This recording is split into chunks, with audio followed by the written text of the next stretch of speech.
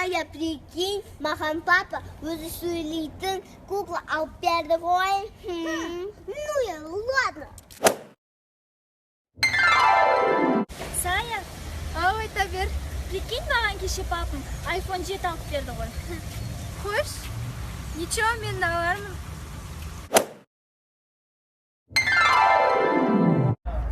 Алия, ау, білесің ба, кеше маған Мади сөз. Мади? Я? Оны мен кеше тастап кеткен ғой. Алло, Saya. Қалың қалай?